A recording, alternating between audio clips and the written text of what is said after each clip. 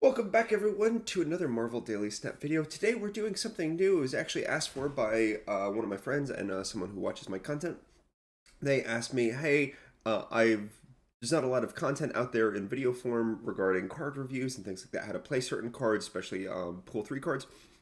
So I wanted to create this video for him. It is a card review. We are starting off with 3 cards a week, 2 of the series 3 cards every Sunday, plus the card that will be coming out the following week. So in this case, SHANNA is set to come out on Tuesday. So we're reviewing the 2 0 mana cards, 0 energy cards, Wasp and Yellow Jacket. Plus we are doing SHANNA. We're doing cards that they have synergies with, deck possibilities, and general theories around playing the cards to teach you how to play these cards. So this is a new series we'll be doing every Sunday. Please leave a like and a comment below. Tell me if you like this series. Tell me what you can do, what I can do better. Tell me what cards you'd like to see. Anyways, we're going to get to the intro and then to the card review. Hope you enjoy.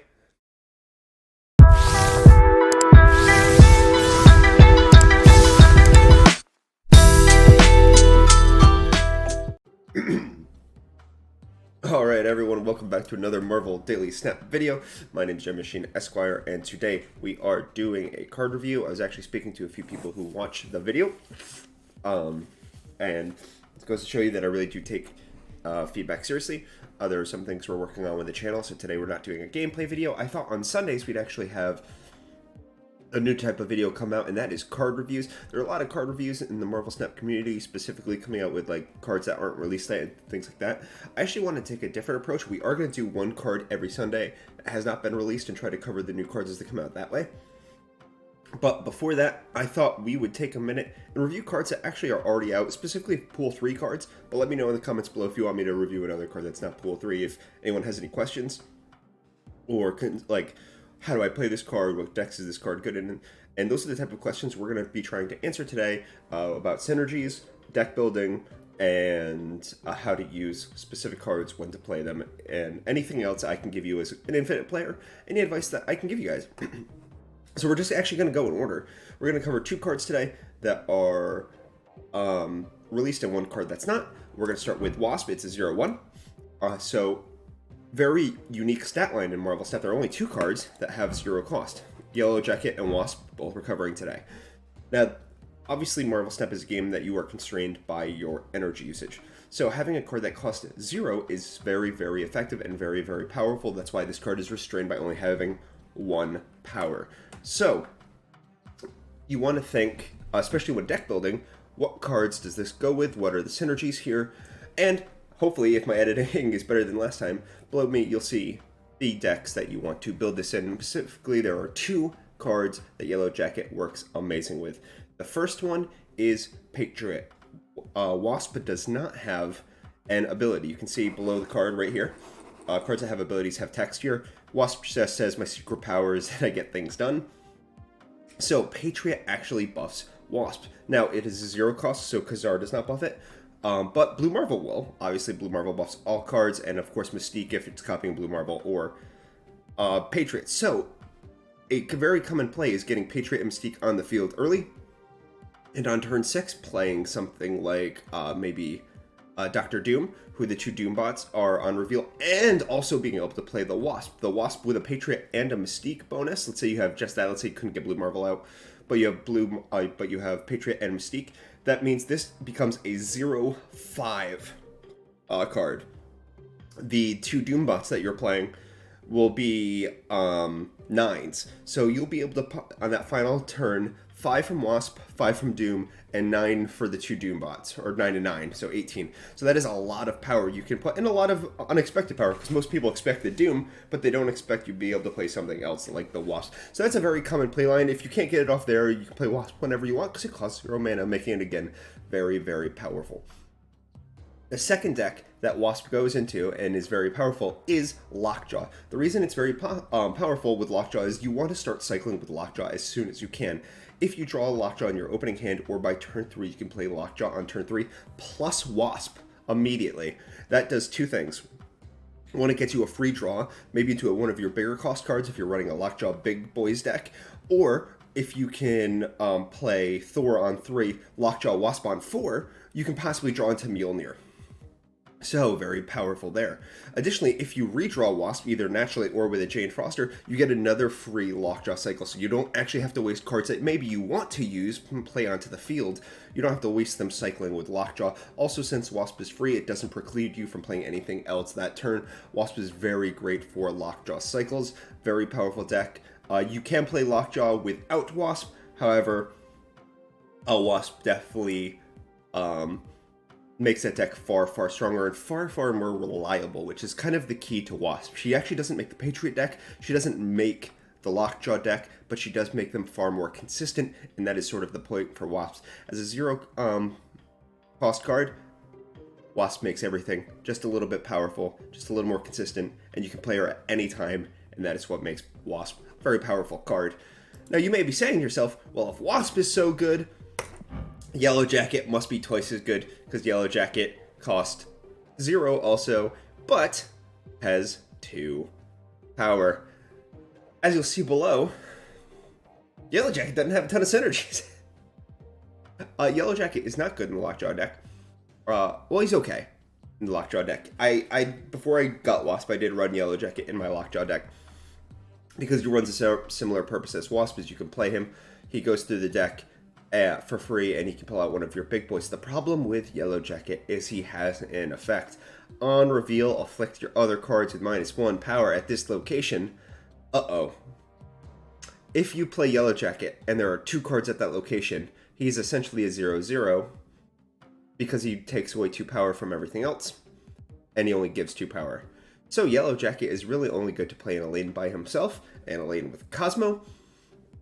I have seen Cerebro 2 decks run with him where you just play him by himself, but that comes at a dangerous risk as well, because if you play him with something else, that other card becomes a 1 power and Cerebro no longer hits it. So Yellow Jacket is a very high risk, low reward play, which is why he doesn't see as much play as Wasp. Wasp is used in those Lockjaw decks.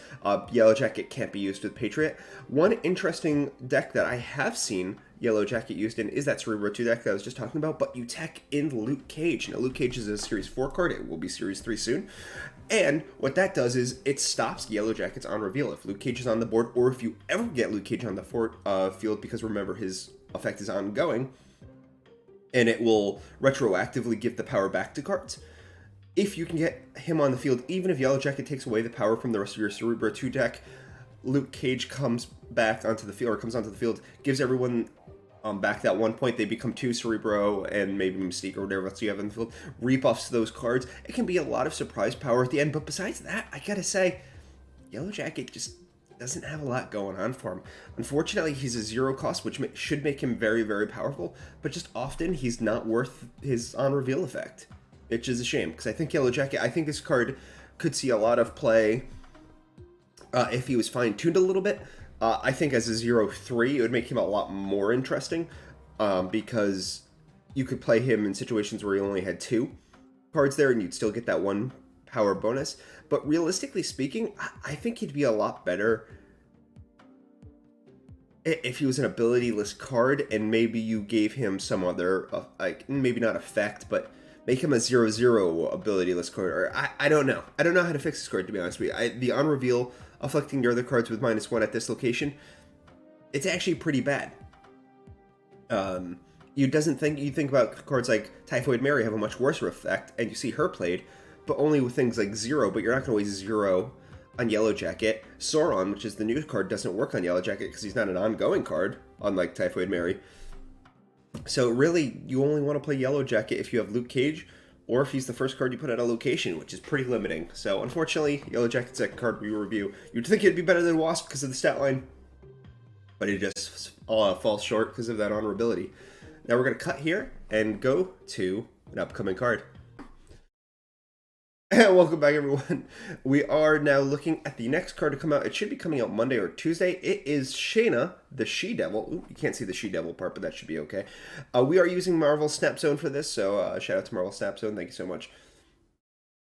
SHANNA will be a card coming out Monday. She is a 4/2, which is a horrible, horrible stat line, so you really need her on reveal effect to be good. It is add a random 1 cost card to each location. And it's the way it's the text reads. Well, no one knows for sure yet.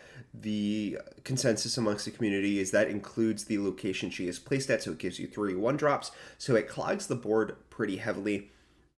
She herself is not a good stat line. However, the average stat line for a 1 cost is a 1/2. So if you think about her giving 3 1/2s potentially, her stat line is actually something more like a 4/8.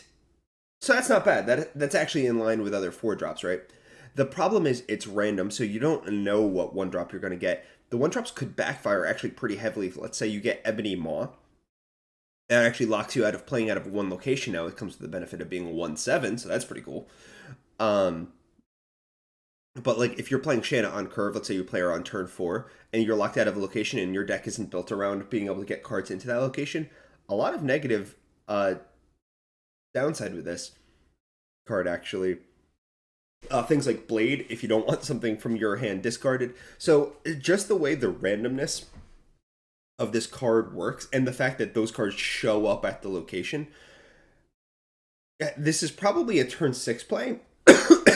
And the question is, when any new card comes out, and that's sort of the point of this video, is when you're thinking about deck building, you want to think about what problems does this card solve. So it adds 1-cost cards to each location, but she herself is a 4-cost. So you should be thinking probably something like Zabu with her stat line. You want to make her cheaper because a 4/2 is probably just not worth it. But you're obviously also thinking Khazar decks because she's adding 1-cost cards to each location. He will buff those cards. So I think what you're probably looking at with this card is to play Zabu, to be able to play Khazar and Shanna on the last turn. Hopefully you have most of their most of the spots filled out by turn 6. So turn 6, Shanna comes down, fills the other locations, plus all the cards that she spawns do get that Khazar buff. You can play both her and Khazar and another 4-drop or 2-drop on turn 6, so you're not really cost there. That's only if you get Zabu. If you don't have Zabu, you're going to have to play Khazar on turn 4 or 5 and then play Shanna on turn 6. I don't think you're going to want to play Shanna before turn 6 because the downside could be too bad. Right? Like, again, if you draw Blade and it discards your Khazar, you just have to retreat. So I think Shanna has a lot of downside. I think there's another card, Dazzler, coming out, which is going to make Shanna a little better. I think a very good final turn play could be Shanna, Khazar, and Dazzler. Fills up your board. Khazar buffs all of the cards. Dazzler becomes a 10 if the entire board is full. It's going to be fairly immune to Killmonger because you're probably not going to be winning too many locations until you play those cards, so your opponent will have priority. The Killmonger won't kill a whole lot. You can protect your board with armor a little bit. So I think that combination might be good, but until Dazzler comes out in a week, I don't think Shanna's going to find too much success being played. Maybe she will. Maybe we'll see a cool deck that I'm not anticipating, but let me know in the comments below how you are going to play Shanna. I'm going to put below the cards and the deck types that I think Shanna will work in, but I don't honestly. I think it's just going to be what we talked about at her current cost point and power point and the randomness of her. I think she's going to have the same problems. We're going to have the shield cards of randomness is fun, but it's not always good. And unlike the shield cards, which you can kind of just ignore in your hand, Shanna plays the cards immediately onto the field, meaning there's nothing you can do about it at that point. Blade's going to get his discard. If that happens, Ebony Maw is going to lock you out of the lane. There's a lot of high rolls you could get. Like, you could get Sunspot, start stacking him up, or you could get some other crazy 1-drop, but like you could also get something like Human Torch and never be able to move him. So Shanna has a lot of downside with her randomness, but I think a lot of cool combos in the future that we should look forward to, especially with her with Dazzler. So that's what we're going to look forward to, is Shanna the She-Devil. Hope you all enjoyed. Tell me where I got it wrong. Tell me what cards you're looking forward to and what cards you want me to review. As always, I'm Jim Machine Esquire. Tell me if you like this format. And as always, keep